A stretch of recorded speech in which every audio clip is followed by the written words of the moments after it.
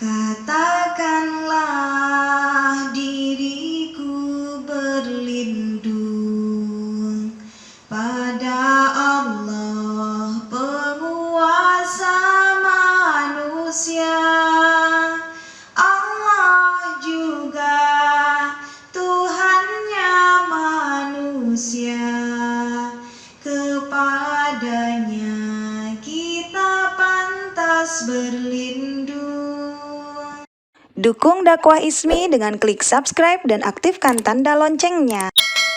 Hadirin sekalian, kali ini kita akan melanjutkan perbincangan kita tentang pengalaman yang sudah dijalani oleh Tante Lia yang sedang ada di sebelah kanan saya ini. Dulur-dulur seiman perlu mengambil hikmah pelajaran karena the experience is the best teacher. Pengalaman adalah guru yang terbaik. Jadi dari pengalaman Tante Lia kita bisa berguru bersama, mendapatkan hikmah dari perjalanan yang dijalani oleh Tante Lia tanpa harus kita alami. Mudah-mudahan kita tetap bisa menemukan titik mana dalam kehidupan kita yang bisa disyukuri. Baik, dulur seiman, selamat menyimak. Bismillahirrahmanirrahim. Assalamualaikum warahmatullahi wabarakatuh. Waalaikumsalam warahmatullahi wabarakatuh. Alhamdulillah kita berkumpul kembali.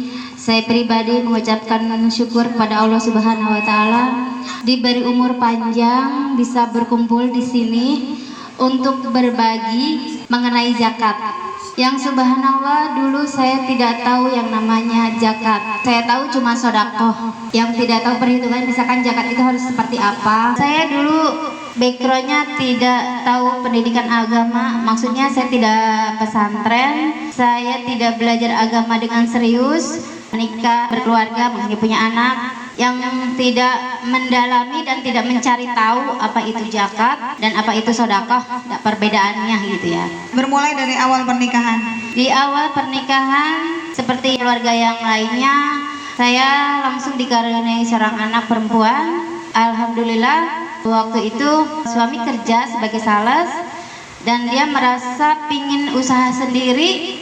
Langsung berhenti dari pekerjaannya, buka usaha sendiri, bengkel las seperti bikin pagar, teralis, rolling gate, rolling door gitu. Serba aluminium. Iya, serba aluminium. Berjalannya dengan waktu alhamdulillah Allah kasih rizki barokah, usahanya jalan. Saya sebagai istrinya hanya mendukung dan mendoakan. Tapi dengan berjalannya waktu yaitu saya tidak tahu yang namanya zakat, tidak tahu yang namanya sedekah, dan pernah ditawarin juga. Cuma saya berpikir apa iya harus zakat. Kalau sedekah alhamdulillah gitu kan, setiap ada yang membutuhkan pun pasti memberi gitu. Ternyata ada perbedaannya zakat dan sedekah. Yang zakat pribadi dan kita tidak menyadarkan itu zakat ada di rukun Islam ya Budi ya. Yang ketiga, usaha berjalan ternyata mungkin Allah tidak ridho karena kita sekeluarga tidak menjalankan zakat itu, tidak mengerti, dan suami juga tidak mengerti. Allah alam ya, dia mengerti apa enggaknya. Yang saya tahu saya yang tidak mengerti. Tapi tidak ada obrolan. Tidak ada. Yang dia juga mikirnya kita kan belum apa ya? Belum cukup. Belum cukup. Istilah kasarnya ada yang apa? Ada yang masih lebih kaya. Mungkin kata dia kita tuh masih ini loh, masih usahanya masih jalan kata dia. Belum ada uang kayak yang apa sih Budi? Nimbun gitu, yang harus nimbun katanya gitu, harus sekian puluh juta, kita harus ada timbunan sekian juta, berarti ya harus mengeluarkan zakat. Kalau belum segitu belum diwajibkan. Ya, jadi karena banyak ulama yang menyatakan duit itu harus mencapai nisab dan juga harus tertimbun dulu baru dizakati. Jadi betul. itu yang diambil pemahaman. Iya, diambil pemahamannya seperti itu. Berjalannya dengan waktu Allah sayang sama kami keluarga, ternyata usaha bangkrut, ditipu oleh orang. Itu dia pas waktu itu udah langsung down. Yang namanya kita usahanya modal dengkul ya, istilah kepercayaan orang. Kita ngambil dulu barang, baru bayar gitu. Setelah selesai kerjaan kita bayar. Ternyata apa yang ada di orang itu bawa kabur gitu, kayak seperti sales. Kita percaya kepada satu orang sales, dia yang mengorderkan kan, dia yang masuk ke kita gitu kan. Jadi kita percaya ke dia. Tapi ternyata dianya yang udah mengambil duluan. setelah selesai ya udah dia kabur tanpa kita sadari, dia udah pergi gitu tuh. Ya udah, dari situ saya menyadari, oh ya Allah, mungkin saya ada yang lupa di diri saya, ada kewajiban saya yang belum saya kerjakan gitu kan. Apa ini ya Allah ya? Terus dengan memikir, alhamdulillah keluarga mendukung, subhanallah ya, saya ditinggal sendiri, menyelesaikan masalah saya sendiri, orang pada datang setaunya sama saya pribadi, dan saya berjanji, insya Allah saya bayar, tapi saya tidak bisa bayar sekaligus, saya bisanya nyicil, harus sabar. Walaupun ya istilahnya situ ya yang punya uang mau gorok saya pun gak akan keluar uangnya, yang pasti keluar itu darah, gitu kan. Ya sudah, alhamdulillah mereka percaya. Ya saya ngangsur sedikit-sedikit sampai saya bekerja di pabrik untuk melunasi. Alhamdulillahnya setelah itu Allah tarik lagi saya di sini di Safira sama adik saya dikenalkan dengan Bu Ismi. Alhamdulillah dijelaskan masalah zakat itu. Setelah itu baru mengerti, oh iya, berarti kemarin saya usaha berjalan dengan lancar, Allah berikan saya kesempatan, ternyata saya udah diberitahu tapi saya gak kepo gitu kan masalah zakat gitu. Sebenarnya sudah diberi sinyal. Iya, sebenarnya udah dikasih sinyal dengan kita didatengin orang, Pak, Bu mau zakat gitu kan, kayak seperti di musola gitu, di musola datang ke rumah gitu. Ternyata suami, nanti aja, paling juga ngasih seikhlasnya gitu kan. Tidak memperhitungkan orang-orang itu kan kalau yang lain mungkin per tahun ya. Iya. Kalau saya pribadi kan pada waktu itu usaha nggak ada gaji, adanya penghasilan kan. Yang pengorderan sekali ini pasti kan ada keuntungannya gitu. Tidak ada perhitungannya yang misalkan kita order 1 trali 150.000, modalnya cuman 75.000 misalkan. Itu kan dari keuntungan setengahnya itu harusnya dikeluarkan zakat. Tapi ternyata kita enggak gitu. Dan segitu juga rasanya kurang ya. Iya. Subhanallah, oh ini ya kesalahan kita gitu kan. Dengan berjalannya waktu, alhamdulillah saya menjalankan, walaupun dari penghasilannya nggak seberapa, saya sisihkan seperti yang Bude sarankan.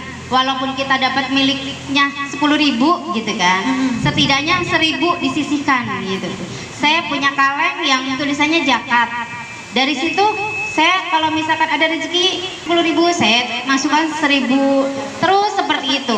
Alhamdulillahirobbilalamin, hati itu tenang. Kalaupun ada masalah, tapi kita di bawahnya tenang gitu, enggak gerasa gerusu. Seperti kita punya uang cuma 50.000, sedangkan besok saya harus ke pesantren nengok anak yang harus punya uang untuk meninggalkan jajan. Setidaknya nanti dia juga di sana jajan, belum nanti dia butuh untuk ya sabun mandi, sabun cuci. Kadang ada yang hilang gitu kan, kayak sikat baju, apa dia sendal jepit gitu, pasti ada aja. Tapi subhanallah setelah saya menjalankan zakat dan tahu ilmunya, subhanallah hati tenang. Walaupun saya 2 hari lagi mau ke pesantren, tapi ya Allah, Engkau maha kaya, pasti Engkau memberikan jalan keluarnya, pasti Engkau memberikan rezeki. Jadi alhamdulillah selalu melibatkan Allah ya, apa yang saya kerjakan gitu. Dan alhamdulillah tenang gitu. Berarti hikmahnya ketika rezeki kecil bisa menyempatkan zakat, justru bisa melihat Allah. Iya, alhamdulillah. Dulu ketika rezeki itu banyak, tidak menyempatkan zakat, sama Allah itu nggak ngelihat. Enggak. Istilahnya kita apa yang suami dapatkan buat saya ya buat saya pribadi gitu, buat anak gitu kan. Enggak yang menyisihkan untuk yang lain gitu kan. Isi enggak kewajiban, enggak zakat gitu kan. Cuman sedekah, kalau ya misalkan sedekah pun enggak seberapa, Bude. Yang saya merasakan sendiri enggak seberapa. Paling ngasih yang pengemis lewat gitu. Itu udah ngerasa cukup ya? Iya, merasanya gitu tuh. Merasanya cukup. Dianggapnya kewajiban itu hanya itu. Iya. Terkait dengan keadaan pemahaman hidayah yang Allah izinkan didapat oleh Tante Lia, hidayah yang sudah diizinkan oleh Allah masuk ke dalam hatinya Tante Lia, bagaimana dengan Om Nasir? Mohon maaf, no comment. Udah kayak di Ratnasari. No comment. No comment. Hidayah yang sama, apakah memberikan pemahaman yang sama kepada suami ketika mendapatkan sesuatu yang Sudah. luar biasa? Sudah. Responnya? Responnya masih seperti itu, ya masih istilah kasarnya yang kemarin-kemarin dia masih pemahaman seperti itu. Apalagi setelah bangkrut ya Bude. Bahwa belum mencapai nisab, Iya. belum merasa wajib zakat. Iya. Apalagi Bangkul, kita mau ngasih zakat, mau ngasihnya dari mana? Orang buat makan kita aja susah. Dia pemahamannya masih seperti itu. Gitu. Subhanallah, ini ketika Tante Lia memberikan testimoninya, oleh Allah dinaungi dengan hujan. Mudah-mudahan ini tanda dirahmati oleh Allah Subhanahu wa taala. Amin. Ya rabbal alamin. Ini benar-benar rahmat dari Allah Subhanahu wa taala. Amin. Saya mau kejujuran dari Tante Lia, ketika Allah mengambil segalanya, diberi amanah oleh Allah dengan rizki yang sallallahu sebenarnya sudah pernah disejahterakan oleh Allah, namun tidak amanah. Ketika Allah mengambilnya kembali, kan waktu itu belum lihat Allah nih. Mencari Allah tidak ketika itu? Mencari. Menurut Tante, ketika rizki Allah yang dulu dititipkan itu sebenarnya sudah berkewajiban, sudah pantas berzakat belum sih? Sudah. Sebenarnya sudah. Sudah. Setelah sekarang dapat ilmunya itu, merenungi masa lalu itu sebenarnya dulu sudah pantas untuk berzakat. Iya. Subhanallah. Tapi ketika itu benar-benar tidak ada hidayah sedikit pun di dalam hati. Tidak. Mungkin iya kata Bude tadi, udah ada sinyal kode, tapi saya tidak menyadarinya. Tidak mengejar sinyal. Tidak mengejar sinyal itu.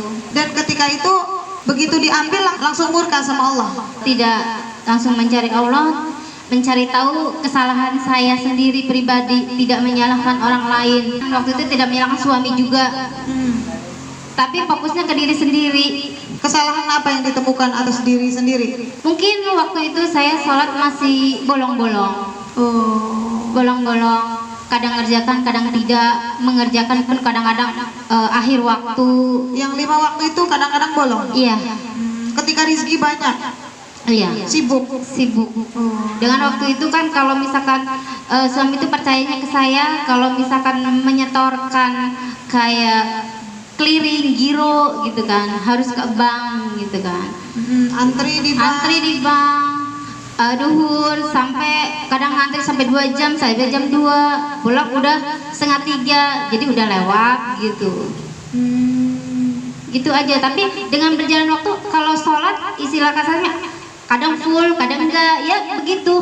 Gimana suasana? Iya, gimana suasananya pada saat itu saya ada di mana gitu. Tapi ketika dulu sedang bertaburan rahmat rezeki banyak dari Allah, pasti bahagia dong. Pasti bahagia. Kebahagiaannya dulu sama sekarang apa titik bedanya? Dulu kebahagiaannya mungkin karena memikirkan dunia, budaya yang dipegang ada uang. Uang yang berbicara. Lulur, pedikur, kukur-kukur gitu? Seperti kalau kukur-kukur dia pasti.